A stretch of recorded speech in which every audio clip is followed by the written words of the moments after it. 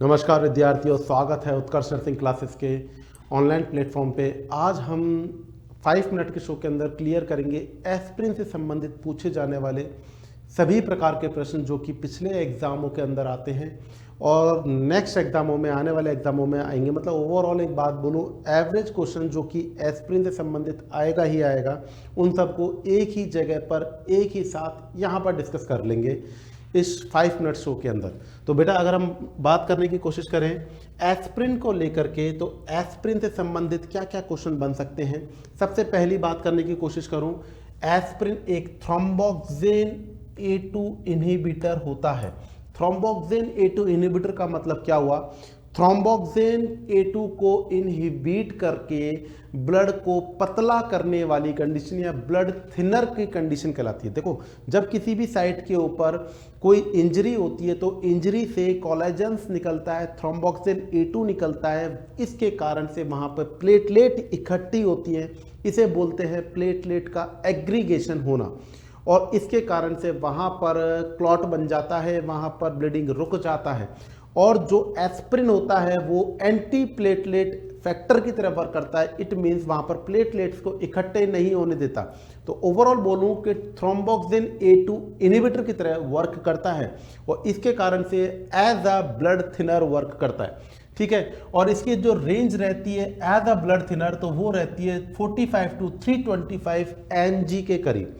Next number पे, aspirin एक strong analgesics के वर्क करता है, जिसे अपन उदाहरण के तौर पे डिस्प्रिन बोलते हैं, और इसकी रेंज रहती है 325 से 500 Ng के करीब।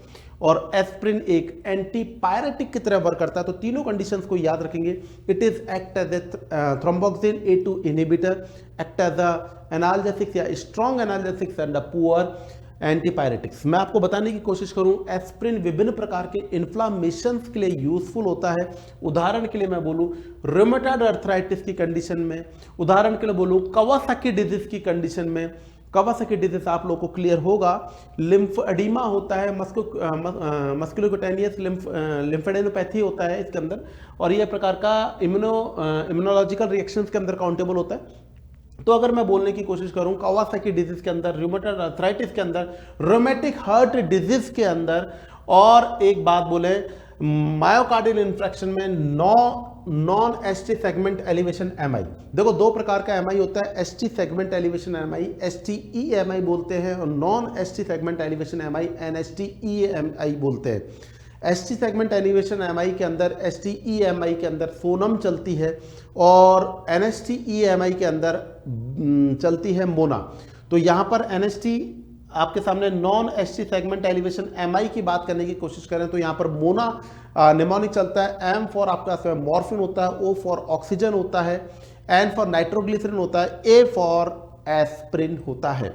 तो यहाँ पर आपको वर्क क्लियर हो रहे हैं। नेक्स्ट नंबर पे आपके सामने जो रेड कलर का है वो यूजेज हैं, जो ग्रीन कलर का है वो साइड इफेक्ट है या फिर कॉन्ट्राइंडिकेशन है, या फिर आप इसको यूज नहीं करेंगे, वो कंडीशंस है। सबसे पहले बात करूं, एस्पिरिन के लिए कॉमन वर्ड बनता है कि एस्पिरिन को कभी भी वायरल इंफेक्शन में नहीं दिया जाता है, अदरवाइज ये रे सिंड्रोम पैदा करता है। इट मींस यह एक प्रकार का लीवर का इन्फिल्ट्रेशन पैदा करता है, जिसके कारण से एन्सेफेलोपैथी होने के चांसेस रहते हैं। ओवरऑल बात करने की कोशिश करें, ये क्या करेगा, लिवर को इन्फिल्ट्रेट करेगा, डेफिनेटली क्या करेगा, यूरिया साइकिल को डायमिनिश करेगा, अमोनिया का लेवल बढ़ेगा और एन्सेफेलोपैथी कॉज करेगा। तो वायरल इन्फेक्शन की कंडीशन में कभी भी एस्पिरिन चिल्ड्रंस में कॉन्ट्राइंडिकेटर की जाती है। नेक्स्ट नंबर पे आपके पास में एस्पिरिन इंड्यूस्ड हेमोलाइटिक एनीमिया। इस कंडीशन को अपन समझने की कोशिश करें, आपके पास में बेसिकली होता है, इसे बोलते हैं ड्रग इंड्यूस्ड थ्रोम्बोसाइटोपिनिया। इसमें अगर हम बात करने की कोशिश करें कि आपका जो आरबीसीज होता है, इन आरबीसीज के ऊपर एक स्पेशल फैक्टर पाया जाता है जो कि एस्पिरिन को डिग्रेडेशन करके और बाहर निकाल देते हैं, इसे बोलते हैं G6PD। और जब G6PD एंजाइम की डेफिशिएंसी कॉज होता है तो एस्पिरिन को ये मेटाबोलाइज करके बाहर नहीं निकाल पाता है, and that causes blood thinner condition आती है, और यहाँ पर आप बोलते हैं एनीमिया की कंडीशन आती है। रेशनल एकदम फिक्स्ड है, आप कहीं पर भी चेक करें, पर आपको एक बार के लिए इन सब चीज़ों को एक जगह पर समझना है। समझ करके इन्हीं चीज़ों को, वीडियो को पॉज कर करके आपको रेशनलों को लिखना भी है। नेक्स्ट नंबर बात करने की कोशिश करें, जो एस्पिरिन होता है वो सेलिस में इफेक्ट कॉज करता है। सैलिसाइलिज्म इफेक्ट का मतलब क्या होता है आपको पता होना चाहिए। एस्प्रिन जो होता है वो क्या करता है, ऑटोटॉक्सिसिटी करता है। इसका मतलब आपको अगर मैं बोलूं एस्प्रिन का बेसिकली क्या इफेक्ट रहेगा, एस्प्रिन आप मैं बोलूं कि ऑटोटॉक्सिसिटी मतलब एट्थ क्रेनियल नर्व को डैमेज करेगा। एट्थ क्रेनियल नर्व के दो भाग होंगे, वेस्टिबुल और cochlear. Vestibule is responsible for body balance and cochlear is responsible for hearing. तो मैं बोलूं अगर एस्प्रिन क्या करेगा, एस्प्रिन ऑटोटॉक्सिसिटी करेगा, it means eighth cranial nerve को डैमेज करेगा। एट्थ में वेस्टिबुल पार्ट में क्या करेगा, तो वेस्टिबुल पार्ट के अंदर वर्टिगो कॉज करेगा।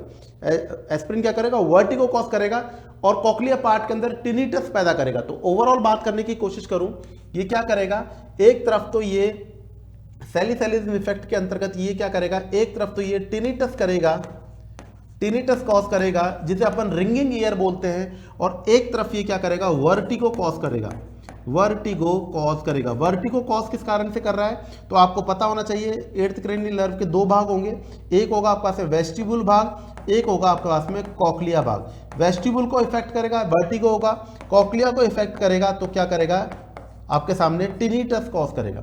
नेक्स्ट नंबर पे आपको अच्छी तरीके से पता है कि क्या होता है, एस्प्रिन प्रोस्टाग्लैंडिन इनहिबिटर्स की तरह वर्क भी करता है, और जब ये प्रोस्टाग्लैंडिन को इनहिबिट करता है दैट कॉजेस क्या होता है, HCl का सीक्रेशन भी बढ़ जाता है। और आपको पता होना चाहिए कि जो व्यक्ति प्रोलॉन्ग्ड यूज कर रहे होते हैं NSAIDs को, उनके अंदर क्या होने की संभावना रहती है, गैस्ट्राइटिस होने की संभावना रहती है। तो मतलब एस्प्रिन को लंबे समय से यूज करने से गैस्ट्राइटिस या पेप्टिक अल्सर होने की संभावना भी रहती है। सभी क्वेश्चंस आपके गत 10 साल के अंदर नर्सिंग के क्षेत्र में पूछे गए हैं, इन सबको एक ही जगह पर से रेशनलाइज तरीके से आप लोग को लिखना है। नेक्स्ट नंबर पर बात करें, ये एक प्रकार की हाइपर सेंसिटिविटी रिएक्शन भी करता है और वो होती है स्टीवन जॉनसन सिंड्रोम। आपसे नर्सिंग में कुछ स्पेशल क्वेश्चंस बनते हैं कि नर्सिंग में प्रेगनेंसी में कौन कौन सी ड्रग्स अलाउ होती है, कौन सी ड्रग्स ओमिट होती है, सर्जरी से पहले कौन सी ड्रग्स अपन दे सकते हैं, सर्जरी के दिन कौन सी ड्रग्स ओमिट रहती है, ऑटोटॉक्सिसिटी ड्रग्स कौन कौन सी होती है, स्टीवन जॉनसन ड्रग्स सिंड्रोम पैदा करने वाली ड्रग्स कौन सी होती है। आप लोगों से पूछा जाएगा हार्मलेस यूरिन कलर चेंज करने वाली ड्रग्स कौन सी होती है। इसी प्रकार के ये क्वेश्चंस आप लोगों से एग्जाम में पूछे जाते हैं। तो आने वाले वीडियोस के अंदर मैं इन्हीं सब चीज़ों के ऊपर और डिस्कस करूंगा।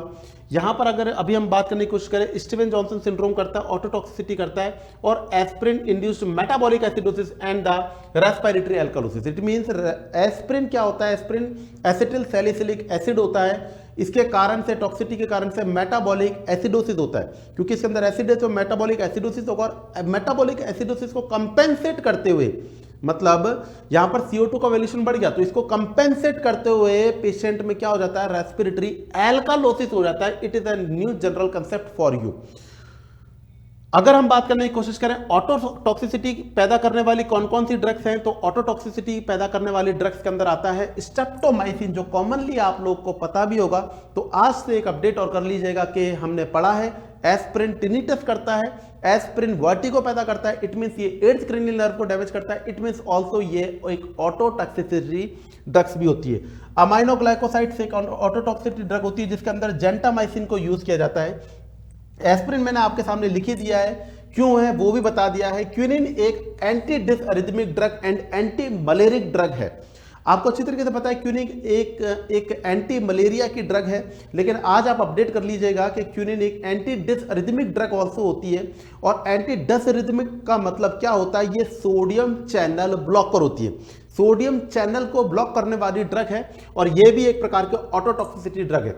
एक ड्रग है एंटी न्यूप्लास्टिक मेडिकेशन जिसके अंदर cisplatin can cause also the ototoxicity medication.